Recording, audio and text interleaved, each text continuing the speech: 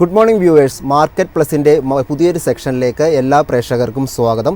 നമ്മൾ കഴിഞ്ഞ ഒരു മാസത്തെ കഴിഞ്ഞൊരു വീക്കിലെ ട്രേഡിംഗ് നോക്കുമ്പോൾ നമുക്ക് കാണാൻ സാധിച്ചത് മാസങ്ങളായി തുടരുന്ന ആ ഒരു കറക്ഷന് ചെറിയൊരു ആശ്വാസം ലഭിച്ച ഒരു നിഫ്റ്റി 50 കാണാൻ സാധിച്ചത്. എന്തായാലും ഒരു 8 ദിവസത്തെ ഒരു ട്രേഡിങ്ങിന് ശേഷം നിഫ്റ്റി 22,600 എന്നൊരു ലെവലിൽ തിരിച്ചു പിടിച്ചത് നമ്മൾക്ക് ഏതായാലും ഈ കഴിഞ്ഞൊരു വീക്കിൽ നമുക്ക് കാണാൻ സാധിച്ചു.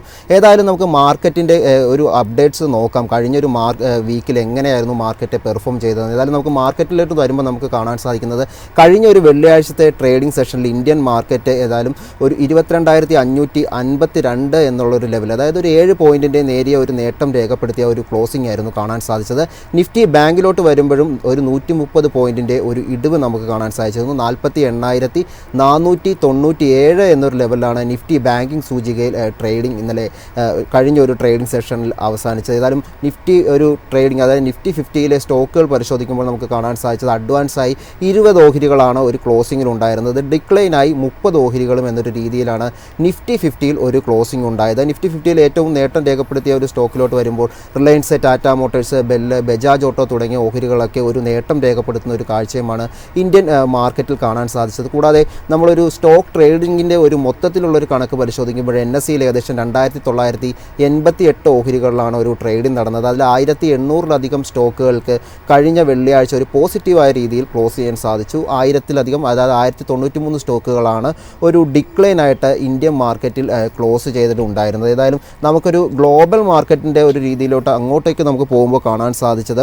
കഴിഞ്ഞ ഒരു വെള്ളിയാഴ്ചത്തെ ട്രേഡിങ്ങിൽ ഡൗ ജോൺസ് ഇൻഡെക്സ് ക്ലോസ് ചെയ്തിരിക്കുന്നത് 0.52 എന്നുള്ളൊരു നേട്ടം രേഖപ്പെടുത്തിക്കൊണ്ട് ഒരു ക്ലോസിംഗ് ആയിരുന്നു ഉണ്ടായിരുന്നത്. S&P 500-ലും 0.5% ഒരു നേട്ടം രേഖപ്പെടുത്തി. നാസ്ഡാക്കിലോട്ട് വരുമ്പോൾ അവിടെ ഒരു 0.7% ഒരു നേട്ടമാണ് ഇന്നലെ നമുക്ക് US മാർക്കറ്റിൽ കാണാൻ സാധിച്ചത്.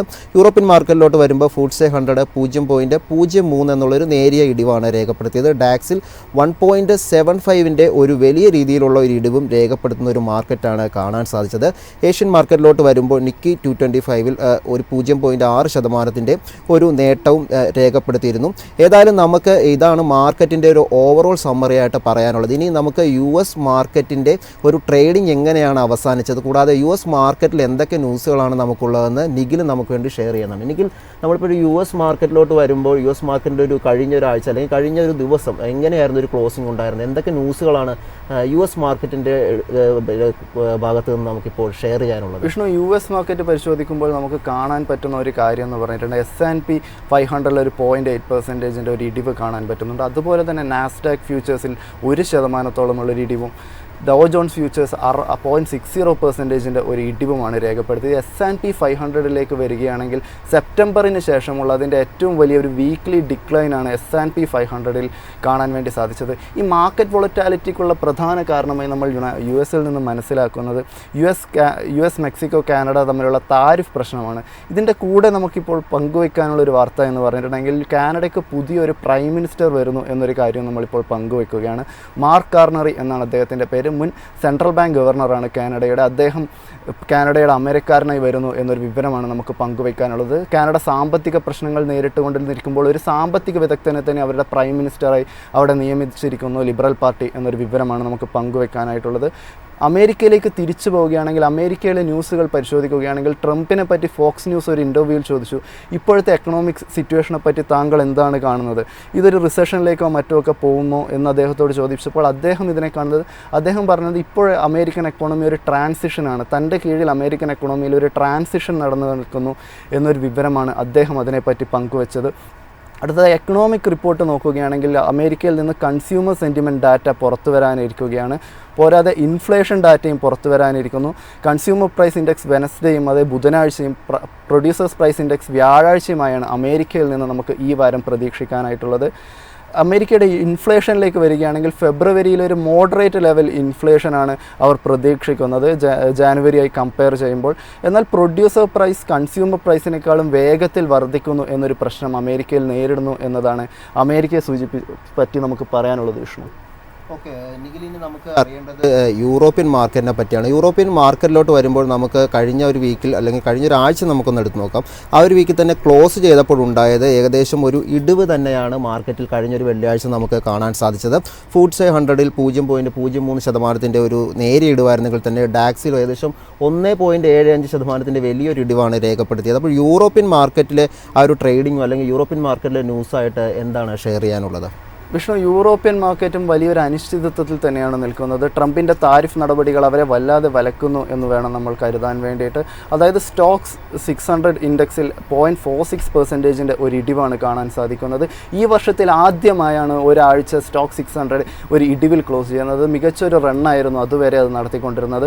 ഇപ്പോൾ ഈ മാർക്കറ്റ് വോളറ്റാലിറ്റിക്കുള്ള പ്രധാന കാരണമെന്ന് പറഞ്ഞിട്ടുണ്ടെങ്കിൽ US-ൻ്റെ മാറിക്കൊണ്ടിരിക്കുന്ന താരിഫ് പോളിസീസും യൂറോപ്യൻ സെൻട്രൽ ബാങ്ക് ഇപ്പോൾ റേറ്റ് കട്ട് നടപ്പാക്കിയെങ്കിൽ പോലും അത് പ്രതീക്ഷിച്ച രീതിയിലുള്ളൊരു പെർഫോമൻസ് അവിടെ ഉണ്ടാക്കുന്നില്ല എന്ന് വേണം നമ്മൾ ഇപ്പോൾ കാണാൻ വേണ്ടിയിട്ട്. ജർമ്മനിയിലേക്ക് കടക്കുകയാണെങ്കിൽ അവിടെ പല ഫിസ്ക്കൽ റിഫോംസിന് വേണ്ടിയും ജർമ്മൻ സർക്കാർ ഒരുങ്ങുന്നു. പിന്നെയുള്ളത് യൂറോപ്പിൽ നിന്നുള്ളത് കാലങ്ങൾക്ക് ശേഷമായി യൂറോപ്പ് ഡിഫൻസിന് വേണ്ടിയുള്ള സ്പെൻഡിങ് ഇനി വർദ്ധിപ്പിക്കുമെന്ന് പറയുന്നു.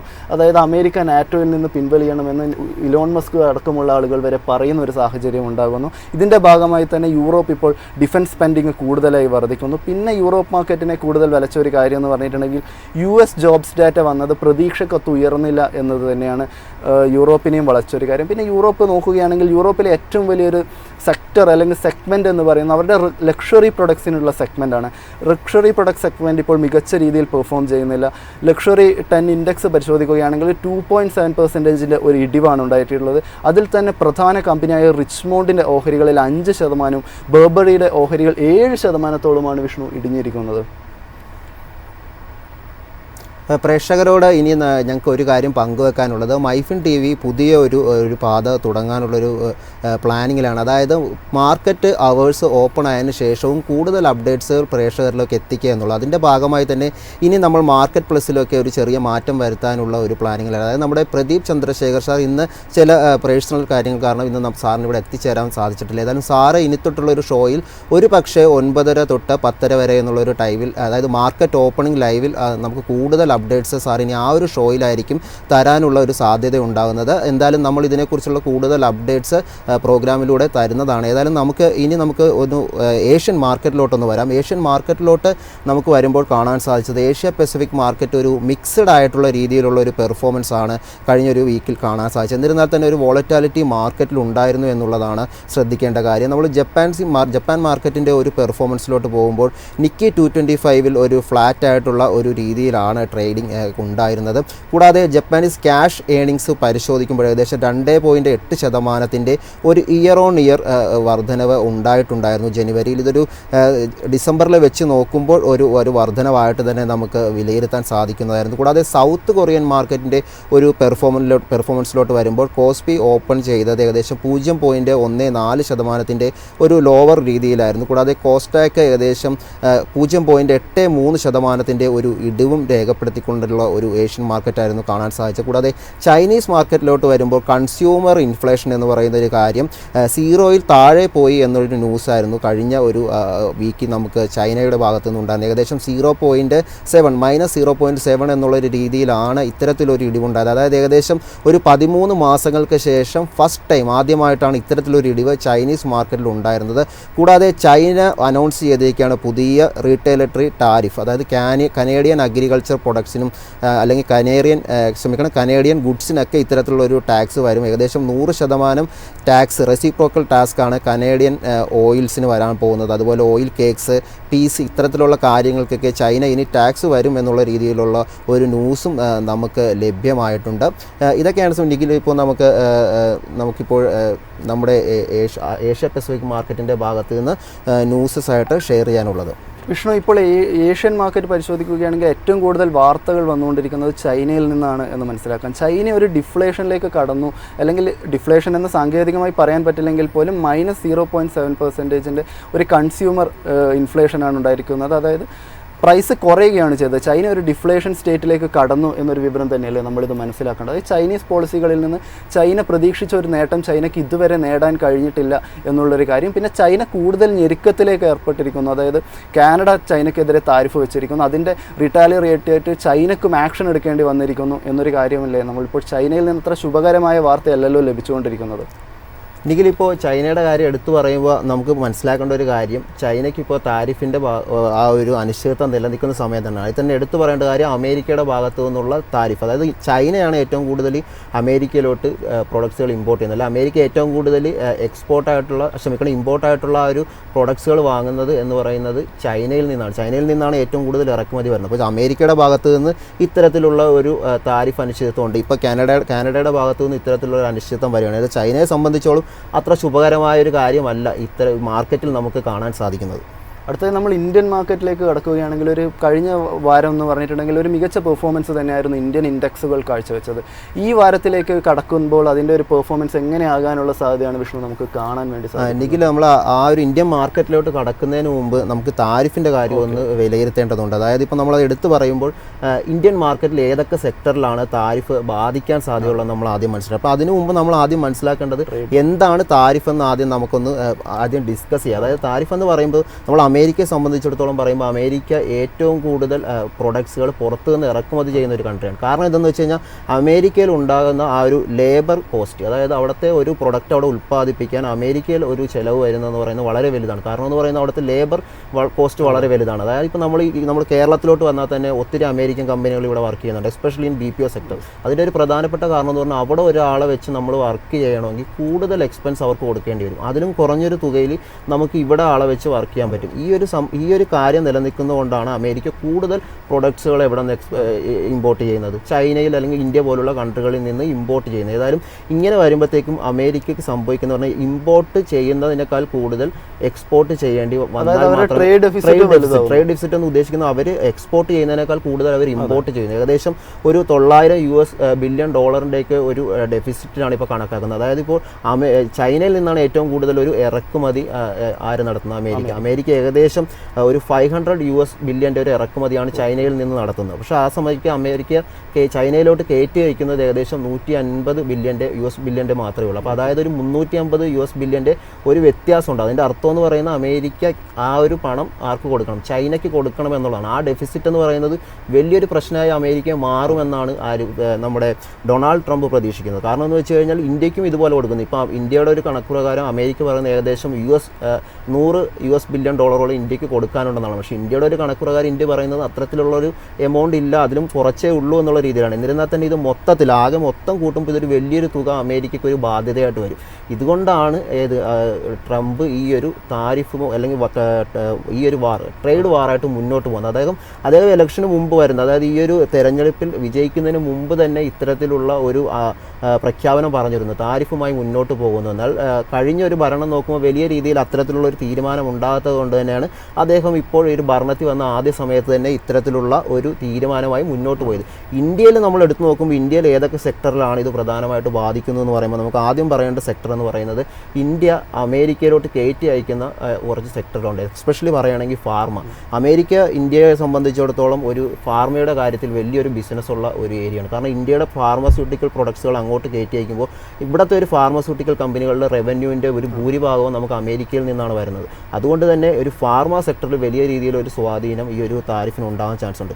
അതുപോലെ ഇപ്പോൾ അമേരിക്കയിൽ നിന്ന് നമ്മൾ ഇങ്ങോട്ട് ഇറക്കുമതി ചെയ്യുന്ന കാര്യങ്ങൾ പരിശോധിക്കുമ്പോൾ നമുക്ക് ഏറ്റവും എടുത്ത് പറയേണ്ട ഒന്ന് ഡിഫൻസ് സെക്ടറിലോട്ട് ഒത്തിരി കാര്യങ്ങൾ അമേരിക്കയിൽ നിന്ന് നമ്മൾ ഇവിടെ ഇറക്കുമതി ചെയ്യുന്നുണ്ട്. കൂടാതെ റഷ്യ കഴിഞ്ഞു കഴിഞ്ഞാൽ ഏറ്റവും കൂടുതൽ ഓയിൽ നമ്മൾ അമേരിക്കയിൽ നിന്നാണ് ഇങ്ങോട്ട് ഇറക്കുമതി ചെയ്യുന്നത്. അപ്പോൾ ഇത്തരത്തിലുള്ള മേഖല അല്ലെങ്കിൽ defence, oil and gas sector, കൂടാതെ ഫാർമ സൂചിക അല്ലെങ്കിൽ ഫാർമ സെക്ടർ, ഇത്തരത്തിലുള്ള ഒരു സൂചികയായിരിക്കും ഒരു അനിശ്ചിതത്വത്തിൽ നിൽക്കുന്നതെന്നാണ് ഞാൻ മനസ്സിലാക്കുന്നത്. ഏതായാലും ഈ ഒരു താരിഫിൻ്റെ ഒരു പ്രശ്നം ഉടലെടുത്തതിന് ശേഷം നമ്മുടെ മാർക്കറ്റിൽ വലിയ രീതിയിൽ ഒരു ഫാർമ സെക്ടറിലേക്ക് ഒരു ഇടിവുണ്ടായിരുന്നു. നമ്മൾ ഒരു കാര്യം കൂടി പറയേണ്ടതുണ്ടെന്ന് തോന്നുന്നു. അതായത് ഇന്ത്യക്ക് മുകളിലും താരിഫ് ഏർപ്പെടുത്തുമെന്നൊരു കാര്യം അമേരിക്ക പറഞ്ഞിട്ടുണ്ടെങ്കിൽ പോലും അമേരിക്കയുമായുള്ള ബൈലാറ്ററൽ ട്രേഡുകൾ ശക്തമാക്കുമെന്നൊരു വാർത്തയാണ് ഇന്ത്യൻ ഗവൺമെൻറ്റിൻ്റെ ഭാഗത്തു നിന്ന് വന്നത്. അതായത് ഇന്ത്യ ഒരു സേഫ് സോണിലാണ് എന്നൊരു കാര്യം തന്നെയാണ് സെൻട്രൽ ഗവൺമെൻറ്റിൻ്റെ മറ്റു ഇത് പരിഗണിച്ചാലും നമുക്ക് കാണാൻ വേണ്ടി സാധിക്കുക. ഈ ഒരു ഇതിനെ മുൻനിർത്തിക്കൊണ്ട് നമുക്ക് ഇന്നത്തെ ഈ വരുന്ന വാരത്തെ ഇന്ത്യൻ ട്രേഡിംഗ് എങ്ങനെയാകുമെന്നാണ് കണക്ക് കൂട്ടാൻ സാധിക്കും? ഓക്കെ, നമുക്കൊരു ഇന്ത്യൻ വീക്ക് അല്ലെങ്കിൽ ഇന്ത്യയിലെ ഒരു ട്രേഡിംഗ് എടുക്കുകയാണ് ഇത്തരത്തിലുള്ള അനിശ്ചിത ന്യൂസുകൾ വന്നതിന് ശേഷം വലിയ ഇടിവ് രേഖപ്പെടുത്തിയിരുന്നാൽ കഴിഞ്ഞൊരു വീക്ക് നോക്കുമ്പോൾ നമുക്ക് ആശ്വാസകരമായ ഒരു ട്രേഡിംഗ് ഉണ്ടായെന്ന് പറയാൻ സാധിക്കും. കാരണം നമ്മളൊരു വീക്ക് എടുക്കുമ്പോൾ ഓവറോൾ എല്ലാ ഡേയ്സിലും ആദ്യത്തെ ഒരു ദിവസത്തിൽ നെഗറ്റീവ് ട്രേഡിംഗ് ഉണ്ടായിരുന്നെങ്കിലും പിന്നീട് അങ്ങോട്ട് തുടർന്ന് 3 ദിവസം നമുക്കൊരു നേട്ടം കാണാൻ സാധിച്ചു. ലാസ്റ്റ് ദിവസം ഒരു നേരിയ ഒരു നേട്ടത്തിലുമാണ് ക്ലോസ് ചെയ്തത്. ഇതിൽ എടുത്തു പറയേണ്ടത് മെറ്റൽ തുടങ്ങിയ സെക്ടറിലൊക്കെ വലിയ രീതിയിലുള്ള ഒരു നേട്ടം നമുക്ക് ഉണ്ടാകാൻ സാധിച്ചിട്ടുണ്ട്. ഏതായാലും നമുക്ക് ആ കഴിഞ്ഞ ഒരു മാർക്കറ്റ് തന്നെ എടുക്കുമ്പോൾ നമുക്ക് കാണാൻ സാധിക്കുന്ന ആ ഒരു പോസിറ്റീവ് മൊമെൻറ്റം മാർക്കറ്റ് അല്ലെങ്കിൽ മാർക്കറ്റ് ഒരു വാമപ്പ് എടുക്കുന്നു എന്നുള്ള രീതിയിലുള്ള ഒരു രീതിയിലോട്ടുള്ളൊരു ട്രേഡിംഗ് ആണ് എന്തായാലും നമുക്ക് കഴിഞ്ഞ ഒരു വീക്കിൽ കാണാൻ സാധിച്ചത്. അതിൽ നിഫ്റ്റിയിലോട്ട് വരുമ്പോഴത്തേക്കും നമുക്ക് എടുത്തു പറയാനുള്ളത് നിഫ്റ്റിയുടെ പ്രധാനപ്പെട്ട ഒരു ലെവൽസുകൾ കഴിഞ്ഞ ആഴ്ചത്തെ ഒരു ലെവൽസുകൾ നോക്കുമ്പോൾ ഇൻട്രാഡേ ഹൈ ആയിട്ട് ആ 22,600 എന്നൊരു ലെവൽ, അതായത് ഒരു 8 ദിവസത്തെ കണ്ടിന്യൂസ് ട്രേഡിങ്ങിൽ ആ ഒരു ലെവൽ ബ്രേക്ക് ചെയ്യാൻ പറ്റിയില്ലായിരുന്നെങ്കിലും ആ ഒരു ലെവൽ 8 ദിവസങ്ങൾക്ക് ശേഷം നിഫ്റ്റി തിരിച്ചു വന്ന ആ ഒരു 22,600 എന്നൊരു ലെവൽ മെയിൻറ്റെയിൻ ചെയ്യുന്ന ഒരു കാഴ്ചയാണ് നമുക്ക് കാണാൻ സാധിച്ചത്. ഏതായാലും നിഫ്റ്റി ബാങ്കിലോട്ട് നമുക്കൊന്ന് ആ ഒരു സെക്ടർ കൂടി നമുക്കൊന്ന് ജസ്റ്റ് പോയിട്ട് വരാം. ബാങ്കിലോട്ട് വരുമ്പോൾ നമുക്ക് കാണാൻ സാധിച്ചത് ആ 48,709 എന്നൊരു ഇൻട്രാഡേ ഹൈ ആയിരുന്നു കഴിഞ്ഞൊരു വീക്കിൽ നിഫ്റ്റി ബാങ്കിങ് സൂചിക രേഖപ്പെടുത്തിയത്. അതിൽ തന്നെ കോട്ടക് ബാങ്ക്, ആക്സിസ് ബാങ്ക് എന്നീ ഓഹരികളൊക്കെ തന്നെ ഒരു നേട്ടം രേഖപ്പെടുത്തിയാണ് കഴിഞ്ഞ ഒരു വെള്ളിയാഴ്ച ക്ലോസിംഗ് ഉണ്ടായിരുന്നു. എന്നാൽ ഇടിവ് നോക്കുമ്പോൾ ഇൻഡസ്ഇൻഡ് ബാങ്ക് 3.78% ഒരു ഇടിവ് രേഖപ്പെടുത്തി. AU ബാങ്കിലും ഒരു ഇടിവാണ് നമുക്ക് കാണാൻ സാധിച്ചത്.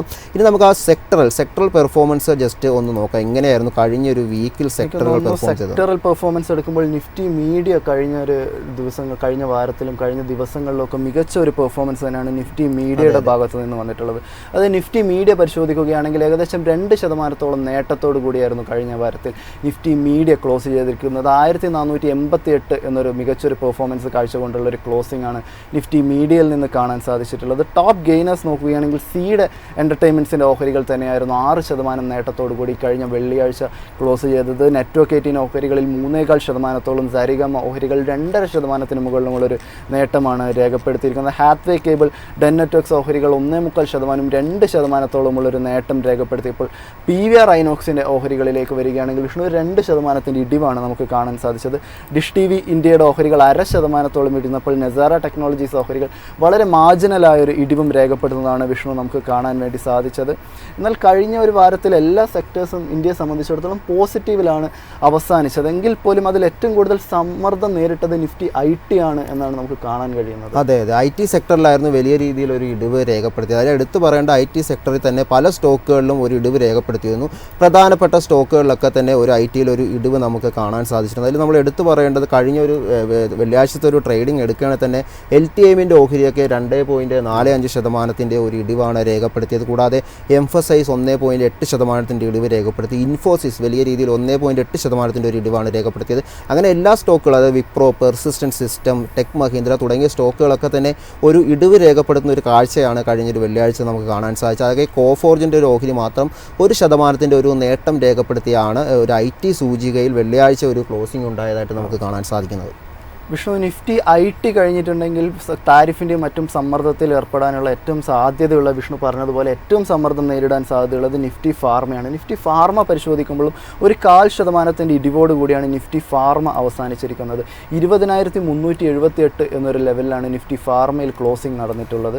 ടോപ്പ് ഗെയിനേഴ്സ് നോക്കുകയാണെങ്കിൽ മാൻകൈൻ ഫാർമയുടെ ഓഹരികൾ ഒരു 2% നേട്ടമാണ് കാഴ്ചവെച്ചിട്ടുള്ളത്. ഗ്ലാൻഡിൻ്റെ ഓഹരികൾ നോക്കുകയാണെങ്കിൽ 0.25%, ലുപ്പിൻ ഓഹരികൾ 0.5% മുകളിലുമുള്ളൊരു നേട്ടമാണ് കാഴ്ചവെച്ചിട്ടുള്ളത്. ഗ്ലെൻമാർക്ക്, ടൊറൻറ്റ് ഫാർമ ഓഹരികളിലും 0.5% മുകളിലുള്ളൊരു നേട്ടത്തോടെ ക്ലോസ് ചെയ്തപ്പോൾ ലോസേഴ്സിലേക്ക് വരികയാണെങ്കിൽ ഇപ്ക ലബോറട്ടറീസിൻ്റെ ഓഹരികൾ 2% മുകളിലുള്ളൊരു ഇടിവ് രേഖപ്പെടുത്തിയിട്ടുണ്ട്. ലോറസ് ലാബ്സ് 1.5% മുകളിലും, ഓറോബിന്ദോ ഫാർമ 1.5% മുകളിലും, JB chemicals and pharma 1%, Zydus life science 0.25% ഒരു ഇടിവാണ് കഴിഞ്ഞ വാരം അവസാനിക്കുമ്പോൾ ട്രേഡിങ്ങിൽ കാഴ്ചവെച്ചത് എന്നൊരു വിവരമാണ് വിഷ്ണു നമുക്ക് കാണാൻ വേണ്ടി സാധിക്കുന്നത്. എങ്കിൽ നമുക്ക് മറ്റൊരു സെക്ടർ എടുത്ത് നോക്കുമ്പോൾ നമുക്ക് കഴിഞ്ഞൊരു വീക്കിൽ കാണാൻ സാധിച്ചത് മെറ്റലിൻ്റെ ഒരു പെർഫോമൻസ് വളരെയധികം ഒരു ശ്രദ്ധിക്കപ്പെട്ട ഒരു പെർഫോമൻസ് കാഴ്ച ഒരു സെക്ടറായിരുന്നു നിഫ്റ്റി മെറ്റൽ എന്ന് പറയുന്നത്. മെറ്റലിൽ വെള്ളിയാഴ്ച എങ്ങനെയായിരുന്നു ഒരു ക്ലോസിംഗ് ഉണ്ടായിരുന്നത്? വിഷ്ണു, നിഫ്റ്റി മെറ്റൽ മികച്ച ഒരു ക്ലോസിംഗ് ആണ്. 0.5%ഉള്ളൊരു നേട്ടത്തോടു കൂടിയാണ് നിഫ്റ്റി മെറ്റലിൽ ക്ലോസിംഗ് നടന്നിട്ടുള്ളത്. 8926 എന്നൊരു നിരക്കിലാണ് നിഫ്റ്റി മെറ്റൽ ക്ലോസ് ചെയ്തിട്ടുള്ളത്.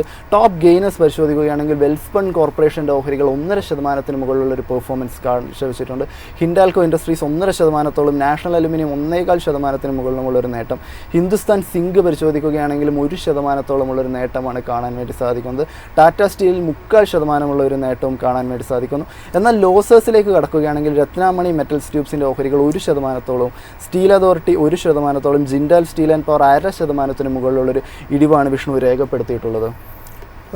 ശരി നിഖിൽ, അപ്പോൾ നമുക്ക് ഇനി വേറൊരു സെക്ടർ കൂടി നമുക്ക് എടുത്തൊന്ന് പരിശോധിക്കേണ്ടത്. അതായത് ബാങ്കിങ് സെക്ടറിൽ പോലെ തന്നെ പ്രധാനപ്പെട്ട ബാങ്കുകൾ ഉൾപ്പെടുന്ന ഒരു സെക്ടറാണ് PSU ബാങ്കിങ് സൂചിക എന്ന് പറയുന്നത്. PSU ബാങ്കിങ് സൂചികയിലോട്ട് എടുക്കുമ്പോൾ നമുക്ക് കാണാൻ സാധിച്ചത് പല സ്റ്റോക്കുകളിലും വെള്ളിയാഴ്ച ഒരു നേട്ടം രേഖപ്പെടുത്തിയിരുന്നു. അതിൽ തന്നെ എടുത്തു പറയേണ്ടത് PSBയുടെ ഓഹരി 1.07% ഒരു നേട്ടം രേഖപ്പെടുത്തി. IOB ഇന്നലെ ഒരു നേട്ടമാണ് രേഖപ്പെടുത്തിയത്. Union bank, UCO bank, Mahabank, Indian bank, ഈ ബാങ്കുകളൊക്കെ തന്നെ ഒരു 0.5%ലേക്ക് അടുത്ത ഒരു നേട്ടം രേഖപ്പെടുത്തുന്ന ഒരു കാഴ്ച ഉണ്ടായപ്പോൾ തന്നെ നമ്മുടെ പ്രധാനപ്പെട്ട വലിയ രീതിയിൽ ഒരു വെയിറ്റേജ് ഉള്ള ഒരു ബാങ്കിങ് സെക്ടറിലുള്ള ഒരു ബാങ്കായ സ്റ്റേറ്റ് ബാങ്ക് ഓഫ് ഇന്ത്യ ഒരു ഫ്ലാറ്റ് നോട്ടിലാണ്, ഒരു ഇടിവിലാണ് ഇന്നലെ ക്ലോസിംഗ് ഉണ്ടായത്. കൂടാതെ Punjab national bank, Canara bank എന്നീ ഓഹരികളൊക്കെ തന്നെ ഒരു ഇടിവ് രേഖപ്പെടുത്തുന്ന ഒരു കാഴ്ചയുമാണ് നമുക്ക് ഈ ഒരു PSU ബാങ്കിങ് സൂചികയിൽ നമുക്ക് നോക്കുകയാണെങ്കിൽ വളരെ ഫ്ലാറ്റായി ക്ലോസ് ചെയ്ത ഒരു PSU ആണല്ലേ കാണാൻ വേണ്ടി സാധിക്കും. അതെ, വളരെ ഫ്ലാറ്റ് ആയിട്ടുള്ള ഒരു നോട്ടിലായിരുന്നു ഒരു PSU ബാങ്കിങ് സൂചികയുടെ ഒരു ക്ലോസിംഗ് കഴിഞ്ഞ ദിവസം ഉണ്ടായിരുന്നത്. ഇനി റിയൽറ്റി സൂചിക നമ്മളൊന്ന് എടുത്ത് പരിശോധിക്കേണ്ടതുണ്ട്. റിയൽറ്റി സൂചികയിലോട്ട് പോകുമ്പോൾ നമുക്ക് കാണാൻ സാധിച്ചത് പല സ്റ്റോക്കുകളിലും വെള്ളിയാഴ്ച ഒരു ഇടിവാണ് രേഖപ്പെടുത്തിയത്. 10 ഓഹരികളാണ് ഈ ഒരു സൂചികയിലുള്ളത്. അതിൽ തന്നെ 8 ഓഹരികളിലും ഒരു ഇടിവ് രേഖപ്പെടുത്തിയ ഒരു കാഴ്ചയാണ് കാണാൻ സാധിച്ചത്. എടുത്തു പറയേണ്ടത് ഗോദ്രേജ് പ്രോപ്പർട്ടീസ് 2.6% ഒരു ഇടിവാണ് രേഖപ്പെടുത്തിയത്. ലോധയുടെ ഓഹരി 2.45% ഇടിവും, പ്രസ്റ്റീജ് 2% ഇടിവ് എന്നിങ്ങനെയാണ് ഒരു ഇടിവുണ്ടായത്. അതിൽ തന്നെ റെയ്മണ്ടിലും ഒരു ഇടിവാണ് രേഖപ്പെടുത്തിയത്. എന്നാൽ ഒരു ശോഭയുടെ ഓഹരി 2% ഒരു നേട്ടം രേഖപ്പെടുത്തുന്ന ഒരു ക്ലോസിംഗ് അടുത്ത കാലമായിട്ട് ശോഭയുടെ ഓഹരികൾ പല ദിനങ്ങളിലും മികച്ച ഒരു പെർഫോമൻസ് കാഴ്ചവെക്കുന്നതാണല്ലേ നമുക്ക് കാണാൻ വേണ്ടി സാധിക്കുന്നത്. അതെ, ഇപ്പോൾ റിയൽറ്റി സെക്ടറിലോട്ട് എടുക്കുമ്പോൾ ശോഭയുടെ ഓഹരിയിൽ വലിയ രീതിയിലുള്ള ഒരു അപ്സൈഡ് പൊട്ടൻഷ്യലൊക്കെ കാണുന്ന രീതിയിലുള്ള ബ്രോക്കറേജ് കോളുകളൊക്കെ ലഭിച്ച ഒരു റിയൽറ്റി സെക്ടറിൽ നിന്ന് ഉള്ളൊരു മികച്ചൊരു സ്റ്റോക്കായിട്ട് നമുക്ക് വിലയിരുത്താൻ പറ്റിയെന്ന ഒരു സ്റ്റോക്കാണ് ഈ ഒരു ശോഭ എന്ന് പറയുന്നത്. ഏതായാലും കഴിഞ്ഞ കുറച്ച് ട്രേഡിംഗ് ഡേയ്സ് എടുക്കുമ്പോഴും വലിയ രീതിയിൽ ഒരു ബൈയിങ് ഒക്കെ ഈ ഒരു സ്റ്റോക്കിൽ ഉണ്ടായതായിട്ടും നമുക്ക് കാണാൻ സാധിച്ചിട്ടുണ്ടായിരുന്നു. ഇനി നമുക്ക് ഏതായാലും മാർക്കറ്റിലോട്ട് വരുമ്പോൾ നമുക്ക് ഈ ഒരു വീക്കിലെ ട്രേഡിങ്ങിൽ നമ്മൾ ശ്രദ്ധിച്ചിരിക്കേണ്ട ലെവലുകൾ ഏതൊക്കെയാണെന്ന് നമുക്കൊന്ന് വിശദമായി പരിശോധിക്കാം. പ്രധാനപ്പെട്ട റെസിസ്റ്റൻസും സപ്പോർട്ട് ലെവലുകളും. ഓക്കെ, നമുക്ക് ആദ്യമായിട്ടൊന്ന് നോക്കേണ്ടത് നിഫ്റ്റി 50യുടെ ഒരു ലെവലുകളാണ് പരിശോധിക്കേണ്ടത്. ഒരു നിഫ്റ്റി 50യുടെ ലെവലുകൾ പരിശോധിക്കുമ്പോൾ ഒരു സപ്പോർട്ടായിട്ട് നമ്മൾ കണക്കാക്കുന്ന ഒരു ലെവലുകൾ എന്ന് പറയുന്നത് പ്രധാനപ്പെട്ടും 22,486, 22,446, കൂടാതെ 22,381 എന്നൊരു ലെവലാണ് ഒരു സപ്പോർട്ടായിട്ട് നമുക്ക് പരിഗണിക്കാവുന്നത്. നമ്മുടെ അതുകൂടാതെ ഒരു മൊമെൻറ്റം ഇൻഡിക്കേറ്ററായ ഒരു RSI നോക്കുമ്പോൾ ഏകദേശം 41.78 കാണാൻ സാധിക്കുന്നത്. ഇനി ഒരു ബാങ്ക് നിഫ്റ്റിയുടെ നമ്മുടെ ഒരു ലെവലുകൾ കൂടി ഒന്ന് പരിശോധിക്കേണ്ടതുണ്ട്. നിലവിൽ ഒരു റെസിസ്റ്റൻസ് ആയിട്ട് നമുക്ക് ബാങ്ക് നിഫ്റ്റിയിൽ പറയാവുന്ന ഒരു പോയിൻറ്റ്സ് എന്ന് പറയുന്നത് 48,656, കൂടാതെ 48,738, കൂടാതെ 48,872 എന്നീ ലെവലുകളാണ് നമുക്കൊരു ബാങ്ക് നിഫ്റ്റിയിൽ ഒരു റെസിസ്റ്റൻസ് ആയി പറയേണ്ടത്. കൂടാതെ ഒരു സപ്പോർട്ട് ബേസ് അല്ലെങ്കിൽ സപ്പോർട്ടായിട്ട് നമ്മൾ ബാങ്ക് നിഫ്റ്റിയിലോട്ട് എടുക്കുമ്പോൾ നമുക്ക് പ്രധാനപ്പെട്ട ഒരു ലെവലുകളായിട്ടുള്ളത് 48,338, 48,306, 48,172 എന്നൊരു ലെവലുകളുമാണ് ഒരു സപ്പോർട്ട് ലെവലായിട്ട് നമുക്ക് ബാങ്ക് നിഫ്റ്റിയിൽ ഇപ്പോൾ പറയാൻ സാധിക്കുന്നത്. നിഖിൽ, ഇനി നമുക്ക് ഒരു കാര്യം കൂടി ഒന്ന് അവസാനമായി പറഞ്ഞു നിർത്താം. അതിലെടുത്ത് പറയേണ്ട ഒരു കാര്യം ഈ വീക്കിൽ വരാനിരിക്കുന്ന പ്രധാനപ്പെട്ട ഇവൻറ്റ്സുകളെ പറ്റിയാണ്.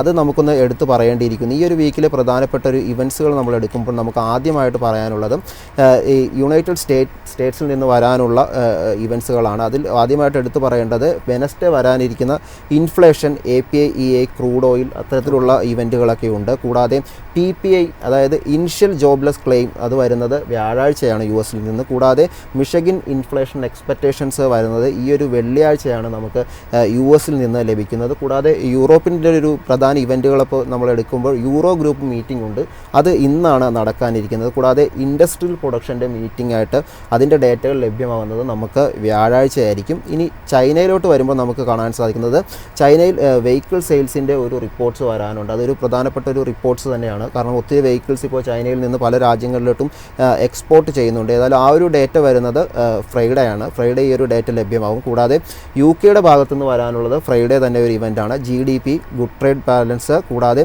Industrial production, balance of trade, construction output, ഇത്തരത്തിലുള്ള ഡാറ്റകളൊക്കെ നമുക്ക് ലഭ്യമാകുന്നത് ഫ്രൈഡേ ആണ്. ഏതായാലും മാർക്കറ്റിൻ്റെ ഒരു അപ്ഡേറ്റ്സ് ആയിട്ട് നമുക്ക് പറയാനുള്ളത് ഇത്തരത്തിലുള്ള ഒരു അപ്ഡേറ്റ്സ്. എന്നാലും നമ്മൾ പറയുകയാണെങ്കിൽ ഡാറ്റകൾ കൊണ്ട് നിറഞ്ഞു നിൽക്കുന്ന ഒരു വാരമാണ് വരാനുള്ളത്. മാർക്കറ്റ് സെൻറ്റിമെൻറ്റിനെ പല വിധത്തിലും സ്വാധീനിക്കാൻ ശേഷിയുള്ള പലവിധം ഡാറ്റകളും ലോകത്തിൻ്റെ പല ഭാഗങ്ങളിൽ നിന്ന് വരുന്നു. അമേരിക്കയിൽ നിന്ന് വളരെ കൂടുതൽ ഡാറ്റകളാണല്ലേ വന്നുകൊണ്ടിരിക്കുന്നത്. അതെ. എന്തായാലും നമ്മളൊരു ഈ ഒരു വീക്ക് എന്ന് പറയുന്നത് വളരെ പ്രധാനപ്പെട്ട ഒരു വീക്കാണ് ഗ്ലോബലി ഇന്ത്യൻ മാർക്കറ്റിനെ സംബന്ധിച്ചിടത്തോളം. ഗ്ലോബലി എന്ന് പറയുമ്പോഴത്തേക്കും നമ്മുടെ ആ ഒരു താരിഫിൻ്റെ ആ ഒരു വാർത്തകൾക്ക് ശേഷം മാർക്കറ്റ് ഒന്ന് സെറ്റിലായിട്ട്, അല്ലെങ്കിൽ എന്തൊക്കെയായിരിക്കും ഇനി അടുത്ത താരിഫിൻ്റെ ന്യൂസുകൾ എന്നുള്ള രീതിയിലുള്ള മാർക്കറ്റ്, ഗ്ലോബൽ മാർക്കറ്റ് ഉറ്റുനോക്കുന്ന ഒരു വീക്കായിട്ട് നമുക്ക് കാണാം. ഇന്ത്യൻ മാർക്കറ്റിലോട്ട് വരുമ്പോൾ നമ്മുടെ തുടർച്ചയായുള്ള ഒരു ഇടിവ് കഴിഞ്ഞ ശേഷം ഒരു വാമപ്പ്.